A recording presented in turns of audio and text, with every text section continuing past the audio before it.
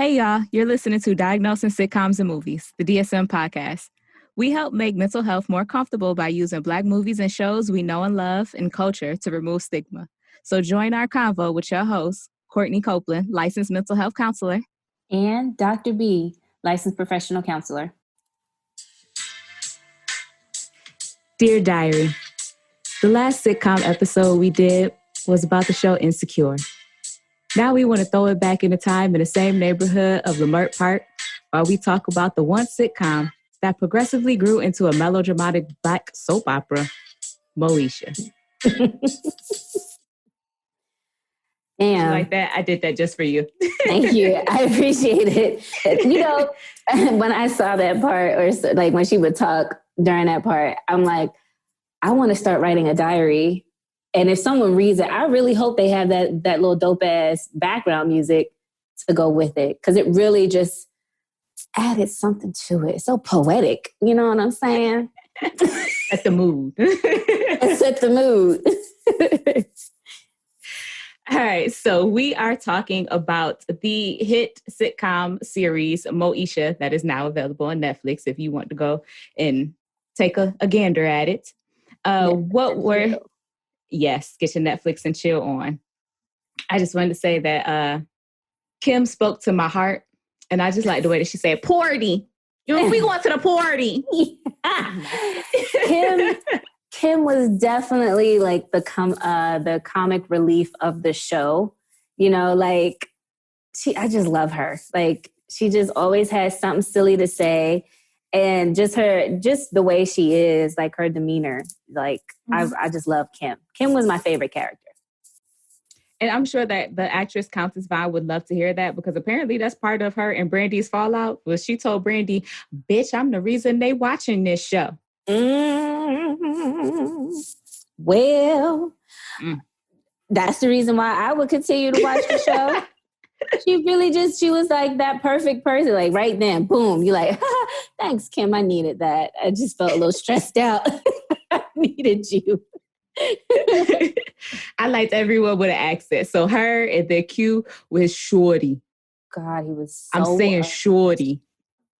He was so annoying. Like at first I was like, oh, you know, he's from New York, so I could appreciate that. You know, what? And then I was like, what? And then he kept saying Shorty for everything. And I'm like, now you're just trying too hard. And then I just felt like he was like melodramatic, like just like, not melodramatic. He just didn't know how to act to me. I loved him. And what did you love about him? Moesha does not deserve his love. All that he wants to do is make money and spend time with her. And it's just, she just doesn't appreciate him. No, because he still wanted to be out on the street, you know, and have all these little hood rats in his face. Only when she was playing games. But he was being a roughback. That's what Frank called him. He calls him not a roughneck. A roughback, or whatever they saying nowadays. like a type of gorilla. And here we have the roughback. The roughback. I feel like that might be a type of animal. Let me do a Google search. Roughback. But aside from my favorite quotables from the show, Rosie, what were some of your favorite quotes from the show? Everybody say Moesha. That's it. Actually, roughback is not an animal. It is rough skin on your back. That's what came up on Google. Yo, I just wanted y'all to know disgusting. the results. I'm just going to close that window. Anyway, that was one of my favorite. The roughback was definitely one of my favorite quotes. And what was another one? You know what I thought you were going to say? What? My name is Moesha. Hey, hey, hey. No, I just love when she be busting into the door talking about, everybody say Moesha. Like, girl, don't nobody care about you. Why you gotta enter the room like that? Like, everybody gonna be like, Moesha. Girl, sit down. And then... Can I tell you a funny story about that? Please do. I hate it when she says that, but not because I don't like it. What happened was there was a marathon and I wanted to watch the marathon years ago. But that was the commercial that they played during, like, that was the snippet, the soundbite that they played during the marathon. So every commercial break, I would hear her say, everybody say Moesha. And I'll be like, no, get to the show. But it's fun to watch now. Well, you know, that Netflix has it set up that way too. Like that's one of her lines come in in the trailer. It triggered a little thing for me. Did it? Because I was sick and I was staying at home and watching the Moesha marathon, and I just had to see it over and over again. And then when Netflix did it, I said they would. Of course, just to traumatize you. You know, but that's it for my quotables. I did have another one, but now it left my brain. So I'm sorry. I know it was my fault. One thing, I don't think it's technically a quotable, but one thing I did notice that I thought was hilarious, that every time Hakeem came into the house, he called them something different. So he would walk in and be like, hey, village people. Hey, hey, Huxtables. I know. And then, you know, one thing I didn't appreciate, I was like, why did they have to make Hakeem so, what's the word I'm trying to use? So needy? Well, not needy, because he didn't come. Did he present this? But that's the word that came to my mind when you said, when you were looking. Yeah, I agree. Needy. You know, like, why is it that he has to come in needing food every time? And it was his second address. Like, no, it was his first address. And I remember that one episode where Moesha loaned him some money. And he was asking other people for money. And she ran up on him like, where my money at? And, you know. Like she was trying to shake him down. I'm like, all right. Right. Lefty, leave me. Right. You get it when I get it. It was only like $20. And so, you know, anyway, she realizes his home situation. I think that was a little humbling pie for her. But I think what bothered me is, like, y'all know that he's coming from this situation. So why pick on him or why mention it? Just go ahead and do it. But I guess that was supposed to add the comic relief, if you will, because of him being that needy neighbor. I didn't like it. Yeah, Moesha was just always in his business. She was always in everybody's business. Just as, yes, it was annoying. As it went on, like, I started really, really liking Moesha. And as the show progresses, I'm like, oh, you annoying. Yeah. Like, I wouldn't be your friend. Yeah. This why Kim went to Santa Monica College with her mama. She got tired of you. Okay. Well, Professor Ogilvy. Ogilvy? Ogilvy? Oh, I thought it was Professor Ogilvy. It's Ogilvy. She just called him Professor. But I guess they changed it because, like, in their spinoff episode on the show, when they first meet him, his name is Ogletree. And then once the Parkers start, it changes to Ogilvy. Interesting. Someone mispronounced his name and just kept it going. That's what it sounds like. Monique was like, I don't like that. Change it. Right. I can't say that word.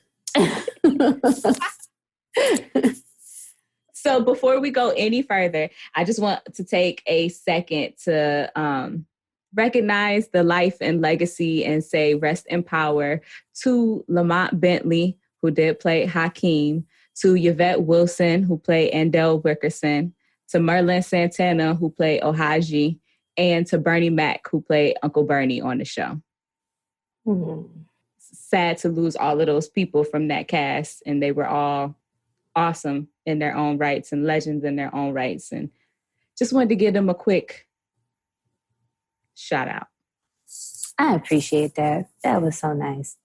You know, I was real excited to realize again that, wow, he was a character in this show. And I didn't realize it before when I watched it as a kid, that he was even in this show. I didn't know that. I completely forgot. So it was nice to see him. I wanted more. They needed Uncle Bernie more. I know.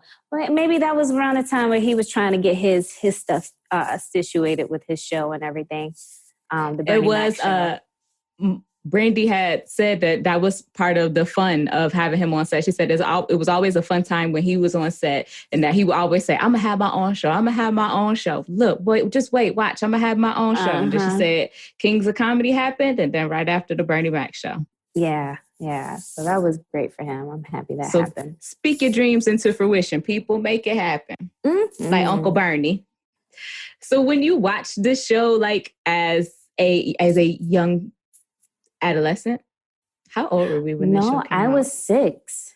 Yeah, I'm like, wait a minute. No, that's not right. We were young. I was definitely like 6 years old. What were your impressions of the show back then?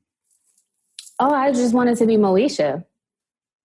I wanted my hair braided, and have my different braided hairstyles. I think that was probably, I think that Moesha was probably the one show that made me feel like, okay, college is a thing. I get that we had shows like, what's that show called? Which one? Hillman. A Different World. A Different World. Why could I not? I could not think of the name of the show to save my life, y'all. I need some help with my memory. But yeah, like A Different World was before me, so it was like, I as a kid watching it, was like, oh, this is something cool. But Moesha was more current for me at that time. And I was able to learn more from her character than I did from the characters in A Different World. But from A Different World, I, as an adult, appreciated it more than I did as a kid. Whereas Moesha, I think I appreciated more as a kid. And as an adult, I'm like, she's so annoying. See, so it wasn't just me. Yes. No. It's more and more annoying as the seasons progress. Why? Shut up. It's just so dramatic. And it's just like, it's not even about you. That part. So. But yes, I wouldn't be surprised if the show was sponsored by the United Negro College Fund, because they talk about college a lot in the show, which I don't think I recognized as a kid. I was a little boy crazy. So I was just like, ooh, Moesha got all the firemen's after her. I'm not going to lie. Usher is one of my favorites. I'm not going to lie. But Q, he could go sit down. He could come sit down next to me. That's okay. And you could have Usher, because I don't know. Maybe because me and Usher have like a similar nose, and I think maybe we could be related. But so he's never. I liked him and I love his music, but he was never like, ooh, I don't know. Usher. It was like when his name is Jeremy. Mm-hmm. Okay, yes, we have to stay in character. Jeremy Davis. I know, right? This is like the peak. When I think about it, this is the peak time, not only for Moesha or Brandy as an artist, but for Usher, Jeremy as an artist as well. And so to see them come together on a show is just like, ooh, and I was there for it. I loved it. Absolutely. I can agree with that. And one thing that did stick out was I was like, oh, look how young Usher looks. But then like I started thinking about it, and he played his song to her. And I was like, this song came out and he was that young? Yeah. It made me appreciate him a little bit more. Just like it made me appreciate Kobe a lot in his episode that he came on and had to take the SAT twice. R.I.P. to Kobe too. We losing so many greats. But yeah, and so I was kind of had to like refresh my memory of like how young everyone was in the industry doing things during this time. Mm-hmm. Like even having Caleb Genuine come in, like, ooh. Well, I think he might have been fine, as the girls at my school used to call him. Oh my God, really, y'all? Genuine. Like so many old things came back watching this. Like the fact that Moesha came on UPN, and the kids at my school used to call it the You People Network because that's the channel that all the black shows used to come on. You People Network. That was actually creative. Oh my God, you got a little kids, man. Oh, we were so inventive. I know.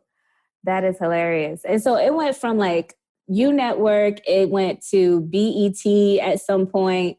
It aired on a few different channels or networks, if you will. It even was on WB at some point. Yeah, because WB was after, they picked up after UPN kind of went El Fodo. The Wayans brothers kicked off the WB network, and then WB picked up all the black shows, and then they kind of just let them all go. Picked up Buffy the Vampire Slayer and Dawson's Creek and stuff. Yeah. Neither here nor there, though. Let me step down off because I could stay on that soapbox for a little minute. So let me step off before I get started. Hey, let me help you down. Thank you. So, the Mitchells. Let's get into them, child, because it's messy. It's messy in the Mitchell house. So messy. So messy. And you know what? I was watching this little documentary of Ray J. Okay, I was like, who's maybe that's a nickname she calls him, because who is RJ? See, maybe that's a family pet name that we don't know about. I just need to be fired. That's just what needs to happen, girl. You need to fire me, and I'm gonna be okay. Anyway, so Ray, yeah, your hair is already on the logo. Like you're stuck. Shit. Well, Ray J, or Dorian, if you will, he had a few documentaries. And he talks about feeling as if he was in Brandy's shadow, you know, and musically wise, especially. And so I wonder, and I don't know if you have any insight on this, if they added him on for him to kind of get that type of exposure, the acting exposure, since he didn't make it in the singing industry, or did that just add on to, you know, that idea that I'm just going to follow in my sister's shadow? So 2 parts.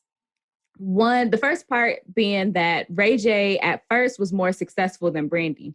Ray J actually played Sinbad, had a show for a second, and Ray J played his son. And so even when Sinbad is on the episode of Moesha, him and Ray J kind of like look at each other and like, you look familiar. Yeah, you do too. Like they kind of have like a quick little cute back and forth reference in the show that they had. And Brandy was on Thea. Sinbad's show was much more successful than Thea was. The show with Brandy, Thea, and Jason Weaver was on that show too. But that show wasn't as successful. And so at first, Ray J was kind of the more recognizable figure in the family. And then Brandy's music really, really took off. Acting was something that she didn't take seriously at first and wasn't really focused on. And so, well, at least she said. But I think that, well, Brandy's manager is her mama. So we see how he got written into the show. I'm going to leave it at that. I think that he is a good actor. I think that he is very talented, and he did bring good acting skills to the show. But we know that he got it because that was her brother. Right. And her manager, her mama. And she was like, oh, you want Brandy back for another season? Well, my son need a job too. Hook it up. But then I feel like once he came into the picture, it just ruined everything. It, like, literally. So it did change a lot for the Mitchells. But at first, he really was just supposed to be the cousin that came and stayed with them. And that was, we kind of see the character Dee, who is played by the amazing, beautiful diva Shirley Ralph, the original dream girl. And it's just perfection in every sense of the word and form. but neither here nor there. Her character kind of fades out of view a little bit because she was saying how upset she was with the writers and the producers. Like she felt that the character Frank was a strong Black father figure on the show. Why would they make his character a liar? Mm-hmm. By having this illegitimate son that he just caught his nephew and sent to live with his sister. And so she really didn't like that they were doing that and doing that to the image of Black fatherhood that they had created on the show. Whether they liked Frank's personality or not, she still felt like he was a strong father figure on the show. And she didn't like them playing with that image. And so that's why her character wasn't in the last season as much. Well, it's interesting that you talk about Frank's image. Can we just talk about the fact that I've never seen a car dealsman dress in a suit and tie he was always dressed to the nine. Frank always had on a collared shirt and a tie. That's that old school stuff. I have an uncle who is a car salesman and he wears a shirt, tie, and jacket every single day. He's the coolest man alive though. Shout out Uncle Michael. Coolest man alive. I have a picture of him and Rick James and Eddie Murphy chilling. Get out. He is cool. Hey, Uncle. But can we get to Frank's haircut and how it bothered me so? Jesus, why? Was it a hairpiece? Like, was it whatever Steve Harvey was wearing at the time? It might have been. I think that was just the 90s look for older men. Child, they need to let that thing go. He was just consistent. I feel like his hair wardrobe was just... They were like, oh, we don't have to pay attention to Frank. He'll be just fine. And they just let him go out here looking crazy. I think I saw him in a pajamas. That still looked like a suit. Maybe, no, he had jeans a couple times. A couple times he wore jeans, but they were belted with his shirt tucked in a polo. So I don't know if that counts. My God. Oh, wow. I asked my male friends, I'm like, so why don't y'all tuck y'all shirt in more? I was like, that's for old men. I was like, this is such a respectable thing to do. Well, Frank fully believed in respectability. I don't even really know if I have a diagnosis for Frank, aside from, actually, yes, I do. I have one. Let me go through my whole spiel on Frank. I feel like Frank was a misogynistic, judgmental man who projected his feelings on others instead of processing his own cognitions, who jumped into a new marriage before processing his own grief of losing his wife, that believed in bourgeoisie respectability politics, and had a bad diagnosis of obstructive sleep apnea, hypopnea, evidenced by his terrible snoring and constant need for naps. Okay, so I feel attacked about that last thing for the constant need for naps. Naps are great. Okay. Do your naps have dreams and do you snore during them? Well, it just depends. I think he had them because of his unresolved grief that he refused to talk about. Yeah. Okay. He might have been depressed and didn't realize he was depressed and trying to find all these other things to fulfill his loss, and just further found himself. Okay, you're not buying it? Yeah, I wish I could see her face. She is not. She is not buying this at all.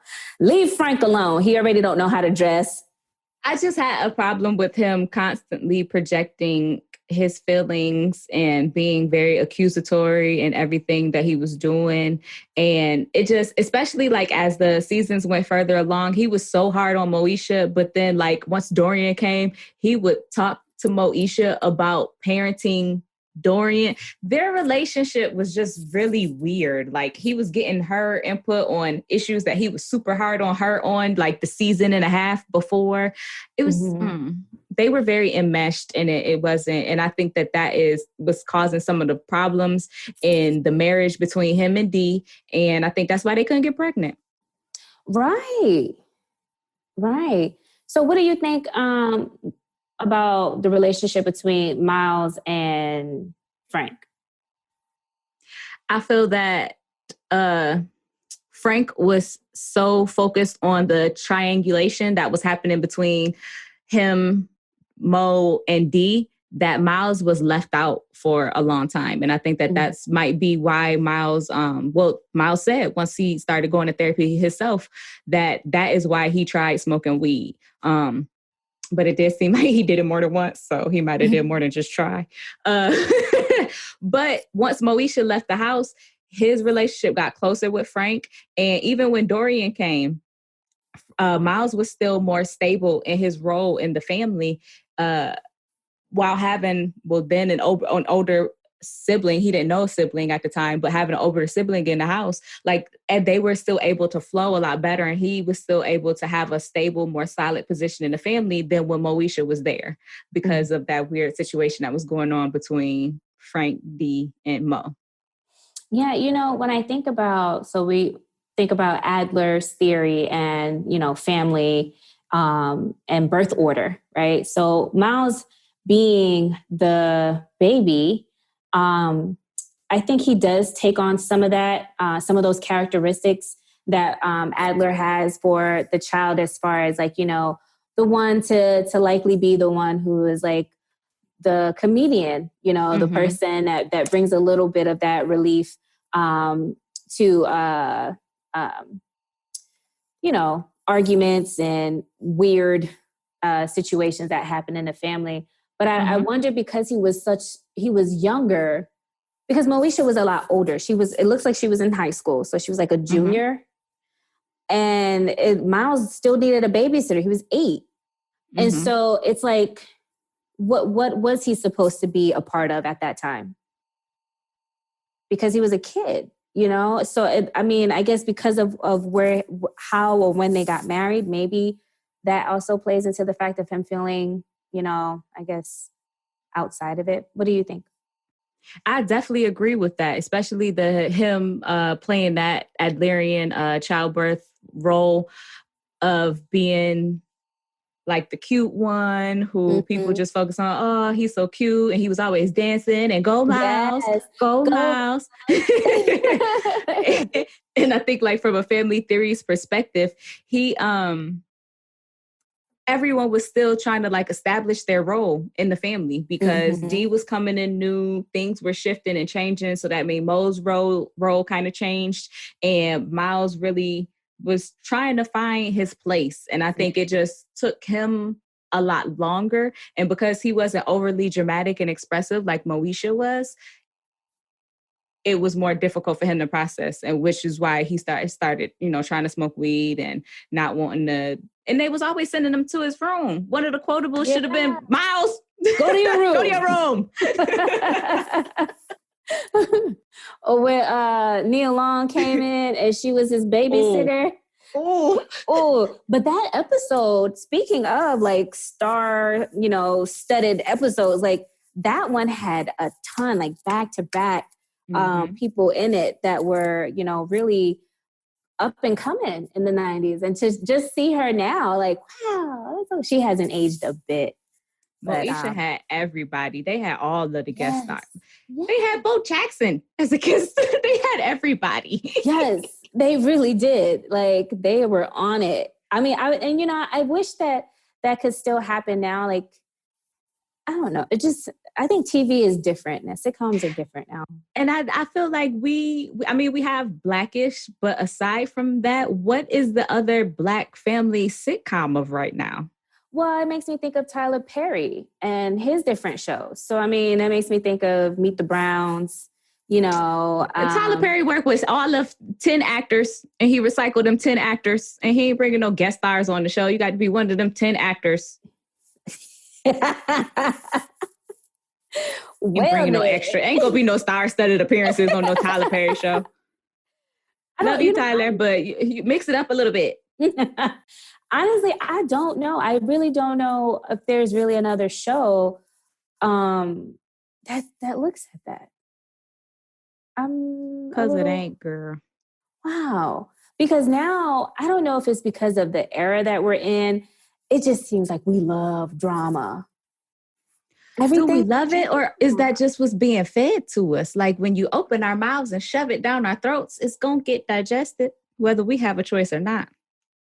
Because like you even know, even on like these reality shows, like people who are on those shows, they say, I gave them so much other stuff. They chose the drama.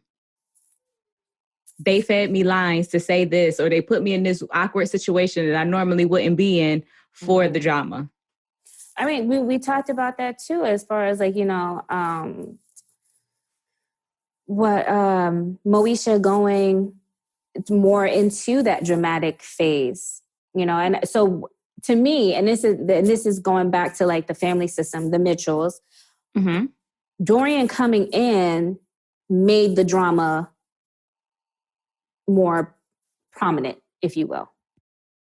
I don't know. I think that's just, I think it got really dramatic and it just started to just take, it just got corny, honestly. I was like, did they fire all of the black writers? Like, what happened? Because this is, it's corny. Hey. I'm sorry. The whole last season was just corny. Yeah. Season and a half, 2 seasons, I could have done without. The last 2, the college years was, but then that's why you had the poker. Dang, mama.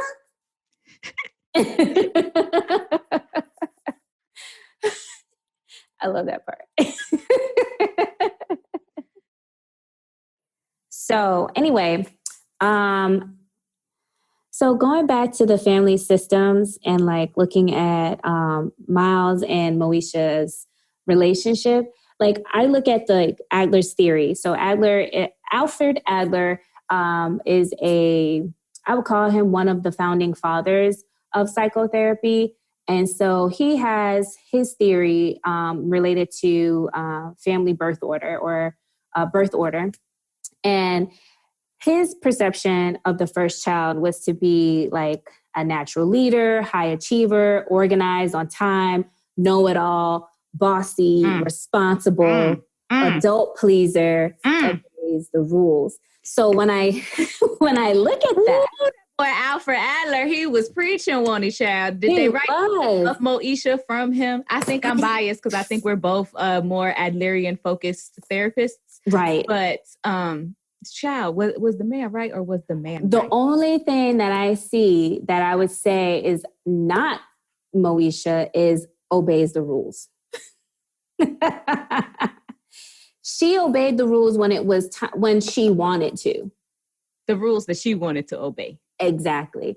Now, for the last child, there's sense of humor, likes to be pampered, competitive, financially irresponsible, self-centered, creative, outgoing, and risk taker. Do you think those match Miles' personality? The only one that I'm trying to see if it matches is self-centered. I didn't feel like he was very self-centered. I feel like he was very like, he wanted everyone to come together to get along. That's the only one where I'm kind of like, but all of the rest of them, yes. Yeah, I guess, yeah. Well, I mean, financially irresponsible. I just still see Miles as the baby. So, I mean, like what? Maybe he just wasn't good with his allowance? I don't know how that would go, but I say financially irresponsible because I think there was the time where he went to much later in the seasons, he went to go visit Moesha at school, and Alicia got him to dance to make money, and then he let her take all the money. That's irresponsible. That is irresponsible. Very irresponsible. But he was creative in his ability to dance. You know, he had a mean moonwalk and a Michael Jackson twirl that he liked to do. That spin, child. He did that spin so many times. So now that we're looking at the birth order, where Dorian coming in, first he's the only child in his world. Am I getting that correct? Because that's what I got. With his aunt. Adoptive mother, right? Was the only child. But in the Mitchell household, he would be the middle child. So the only child with him says, well, I'm not with him. So the only child lists close to parents, self-control, leader, mature, dependable, demanding, unforgiving, private, and sensitive.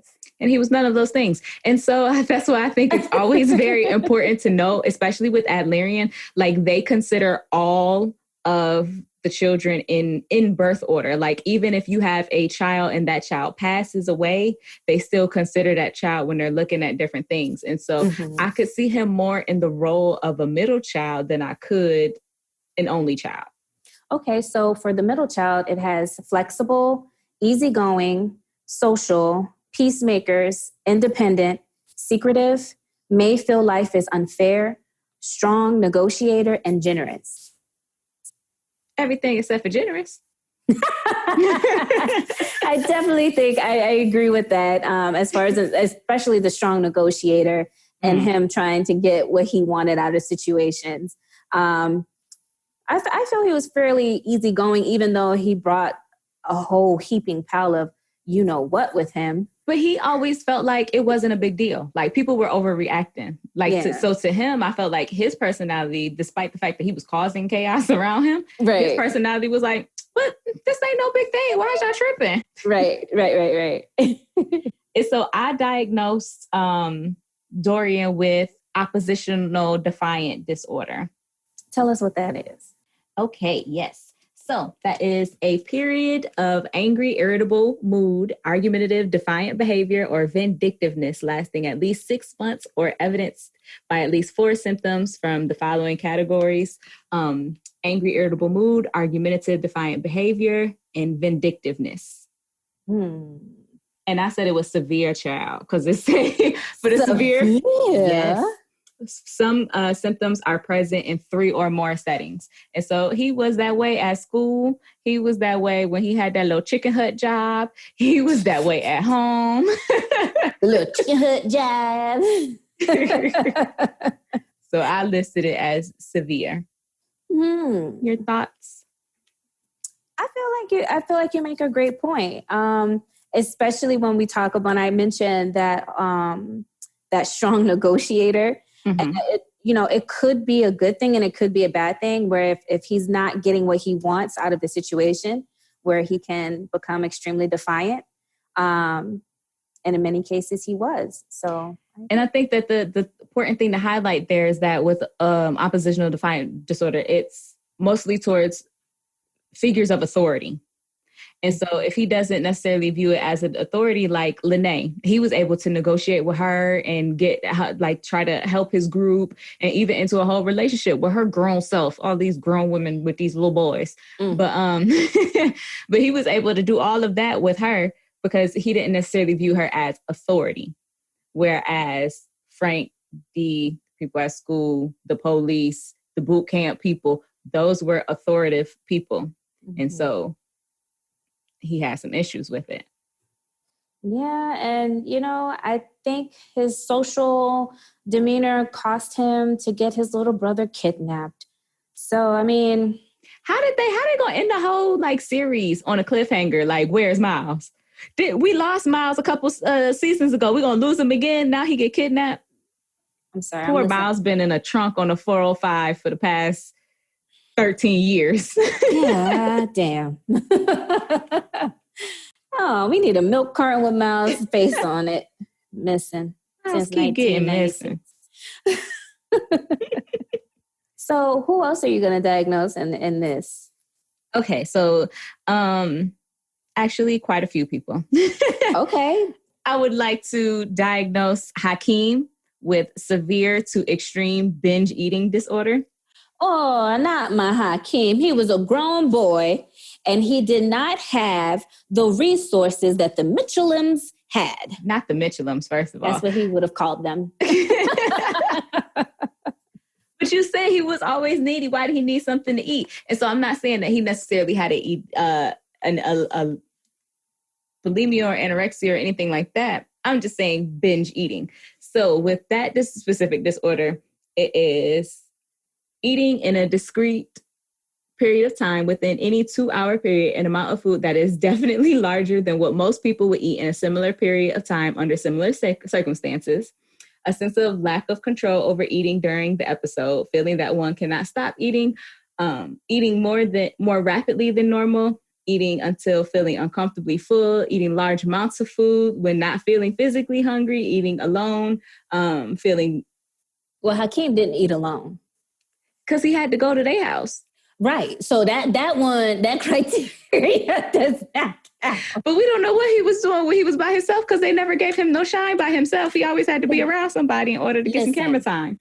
I will not accept this disorder for Hakeem. Okay, well then do you want it to be in partial remission?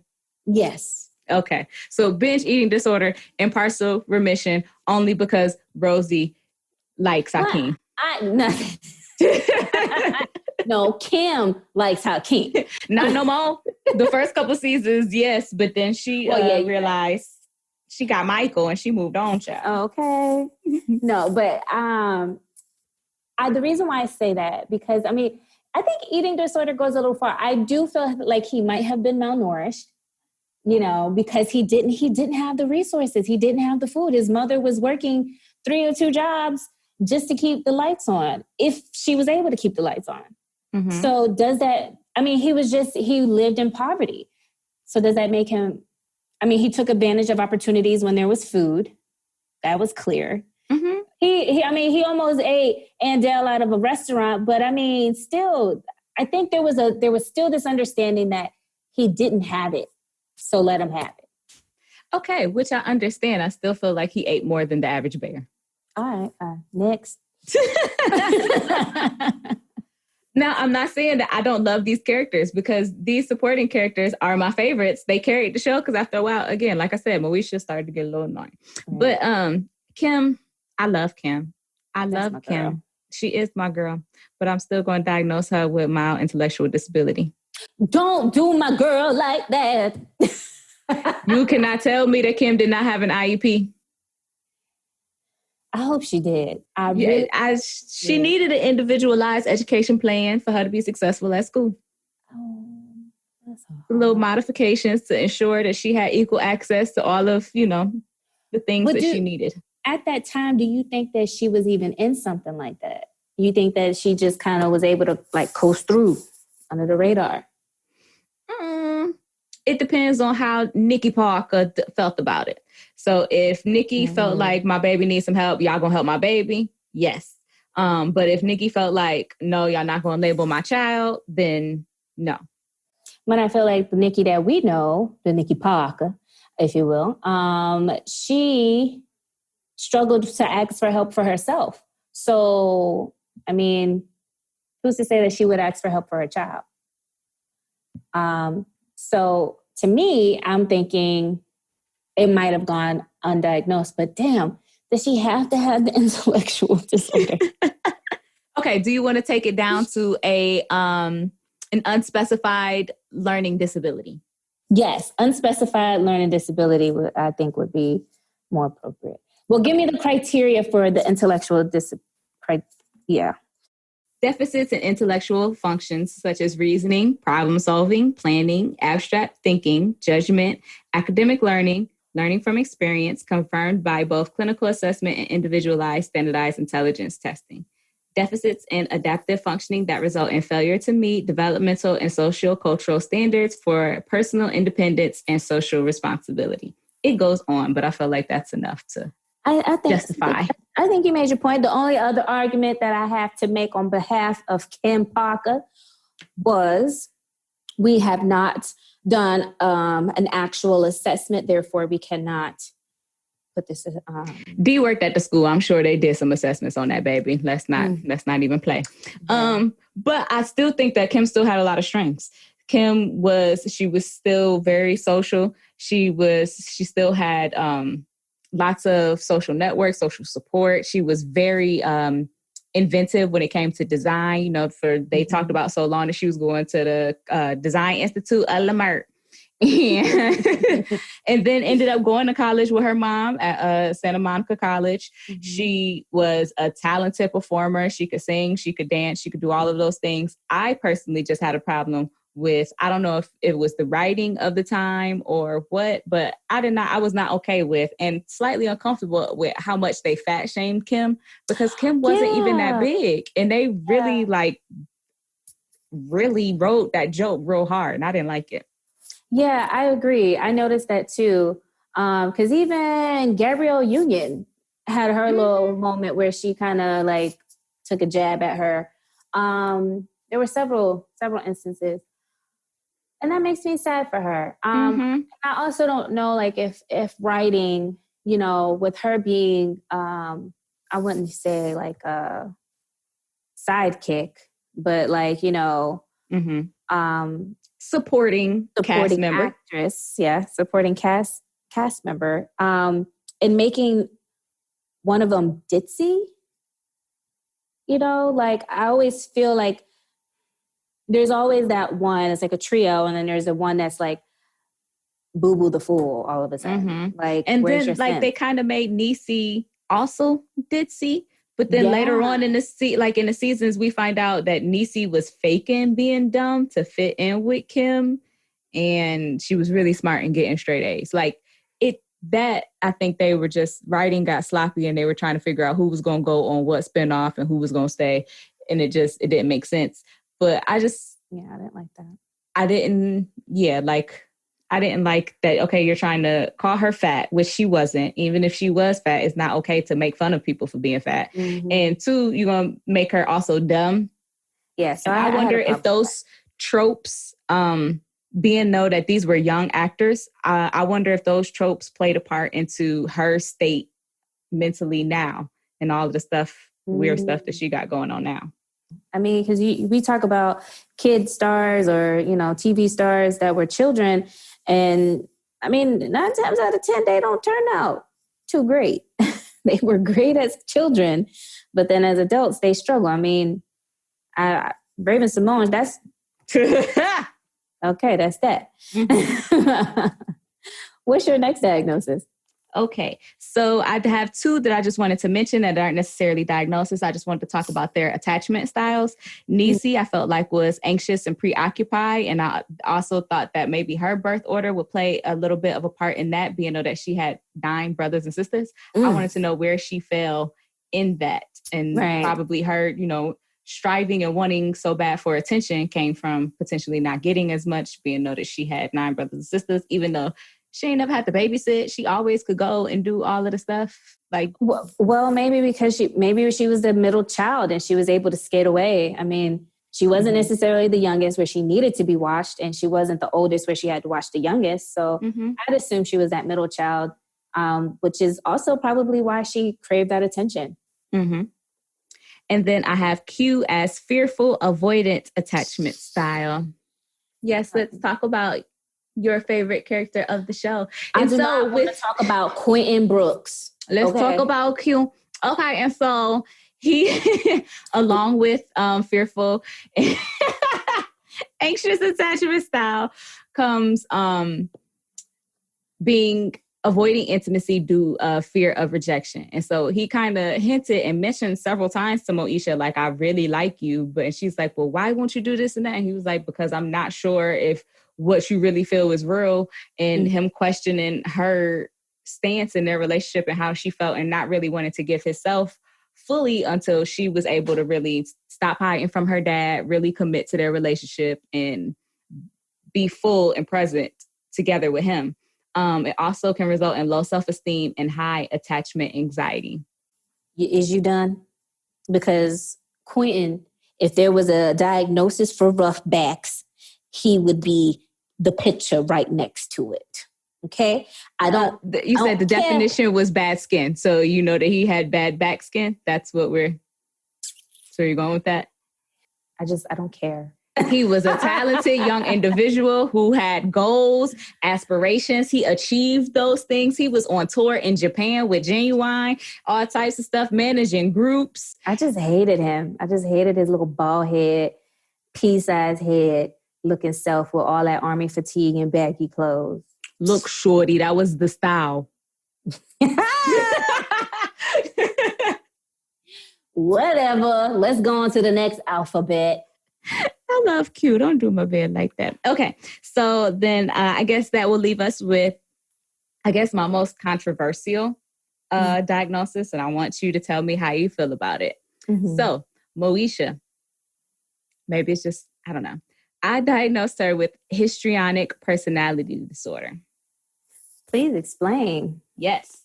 All right. So, a pervasive pattern of excessive emotionality and attention seeking beginning in an early adulthood and present in various contexts as indicated by 5 or more of the following. Uncomfortable in situations in which he or she is not the center of attention. I'll only read the 5 I think that she applies to. Displays rapidly shifting and shallow expressions of emotions. Consistently uses physical appearance to draw attention to self. Her getting that doggone tattoo. Shows self-dramatization, theatricality, and exaggerated expression of emotion. Is suggestible, easy influenced by others or circumstances. Q would just tell her to sneak out and she'd be like, okay. Right. And considers relationships to be more intimate than they actually are. I can't argue with that one. That one is actually very spot on. I remember there was this one episode she was going to go break up with Q. And she was like, well, before I go break up with him, let me look good when I let him down with this bad news. So that's what I instantly think about. But speaking of which, I loved the style from the 90s. Was they fly or not? Oh my gosh. I was like, I want this fit so bad. So, and then they got to the 2000s and she couldn't dress no more. It just, something happened in them final seasons and I don't know what it was. Up in the morning, you know who's this calling? It's me.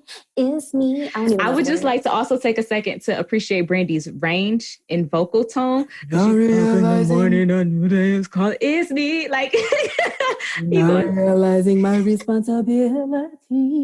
It's me. But she said it in her song, my best friend's always on my mind. So she's always concerned about the people around her and fitting in and, you know. So much so that even Miles mentioned that. He said in therapy when they kind of switched roles and were playing other people's positions in the family, he said, I don't care about you. Only thing I care about is my friends. And I could never be worried about what you're doing. He said that's how he felt, that Moesha felt about him. So, yeah, she was over dramatic. And always in everybody's business. And so, like, even when other people had business, she had to insert herself in it. And I felt like that was part of but look at me, let me help you fix your problem. I have to be involved in some shape, way, form. Granted, she's the star of the show. So, yes, she kind of does. It's like named after her. But right. How dare we? Yes, in real life, that would be very annoying. And then she probably would have got beat up. Probably. I can see several instances where if I was Cam, I probably would have slapped her. But like, don't talk to me like that. Ever. I don't care. Right? Like, I don't care. But yeah, I think that diagnosis is spot on. I'll agree with that one. See, I thought she was going to be like, no, that is too harsh of a diagnosis for AB 1, 2, and 3. So I'm glad we agree. Yay. Okay, so to kind of wrap everything back together, Hakeem, we have agreed to severe binge extreme. severe to extreme binge eating in partial remission. Oh, partial remission is for you. Eating disorder. We have Kim at mild intellectual disability, or possibly a unspecified learning disability. We would just unspecified learning disability because figure out which assessments that she has taken and has not. Yes. We have Nisi with anxious, preoccupied attachment style. Moesha at histrionic personality disorder. Miles, I didn't say this, but I guess we could say cannabis intoxication without use disorder, which means that he puffed, but he didn't. He don't have a problem with it. He just tried it. Dorian, we have with oppositional defiant disorder. Q, shorty with fearful avoidant attachment style and just needed somebody to love him. I wondered what his relationship was like with his mom. He was living with his father, and I wonder if that played a part in that attachment style. Oh, absolutely. Issue in his relationships and his fear of being rejected by a woman. And I wonder if that's what brought Q and Moesha together closer because of that absentee mother, or yeah. And he just wanted somebody to love him out loud. I was 7 at the time, so I couldn't do it, but you couldn't tell a 7-year-old not to try. Okay, and then Frank, I guess just having sleep apnea, hypopnea. And being trifling. Why they have to make that man a liar like that? What about D? D is perfection, and okay, well, we can wrap her up in the triangulation that happened, I guess, between Mo, D, and Frank. I think that that was an issue, and she kind of played the role of the enabler. I can see that. So there are three distinct roles in triangulation. And so there is that of the enabler, which we know is kind of the one that allows these situations to continue. They want to be liked. They don't want to kind of cause the issue. And so they allow the situations to basically to continue and go on as they were. And D, being the new person in the family, the stepmom, she kind of played that role. Yeah. We have the persecutor who places the blame, who it's... Oh, that's Moesha. No, that's Frank. Really? Mm-hmm. Oh, wait, okay. Tell me why. It's driven by a need of power. Oh, and he is the male, and so therefore he is the leader of the pack, if you will. And he feels like, I'm right. I hold the power. I am the one that, lays out the punishments and all of that. And I run this here house. And then the victim would have been Moesha. I'm blameless. It's not me. It's just love me no matter what. Stop. You're treating me like a child. Well, girl, because you are a child. But she often played that role in the victim in their triangulation. So I guess I can put D in a triangulation. But other than that, then she was perfect because Shirley Ralph can do no wrong. She is everything. She is every woman. It's all in her. Oh, okay. Well, y'all hear this? I hope y'all respond. I don't think she's all that perfect, but I mean, there really wasn't much for me to go off of to really be able to say, yeah, there's a key diagnosis that she has. I think she was very neutral to some degree, other than her desire to have a child and things like that. Like, she didn't really bring that much drama. Nope. And I think that came from her role as an educator, always trying to be fair, always trying to hear both sides of every argument, making rational, informed decisions, because that's what great educators do. And D is great. So, yeah. All right. So, prognosis. How do you see these people getting better or getting worse or staying exactly the same? Oh, child. I feel like Moesha is just going to continue to be that person. I mean, at this point, I don't think there's really that much developmental change that she's going to experience. Maybe with some real life situations really happening to her, maybe that pregnancy scare might shift a few things. But I think, I don't even think that it was her that was pregnant, girl. I think it was... what's her name? Alicia. I think it was Alicia that was pregnant. Well, so she ain't gonna learn no lessons. She might not. So, I mean, I would definitely do. I am a Lyrian person-centered, theory oriented. But for me, I mean, she's already so person-centered. I think maybe like more cognitive behavioral type of therapy would be best for her to understand that thoughts and that equals action and, that type of behavior pattern, to help her learn better coping skills or other than, and to have to work on emotional regulation would probably be where I would start with Mo. What do you think? I don't even know right now if I would want to see Mo individually. I think that it might be best for it to be that family systems, because so much of her family impacts everything about her. Like her dad was super controlling and always involved in her business. So with her friends, she became all involved in their business and had to have something to say or judge everything that they did, whether it was her business or not. And so I would really like to work with the family. And I really did like that they did role reversal inside of the family therapy sessions, even though they only had like 2 when Miles was smoking weed. But I did like that they did do role reversal. I would like to do some sculpting with them as well, to like further take a step further so they can really see how each person views each other and they view their roles, and they could like increase their empathy towards each other a little bit more and see other people's points of view. Because I feel like everyone was so self-centered and they were right and they were only looking at it from their viewpoint, except of course of D. I think that would have been good. And I would have liked to bring, of course, now that Dorian is a part of that family, have him involved as well, because he needed therapy soon as they told him that Frank was his daddy.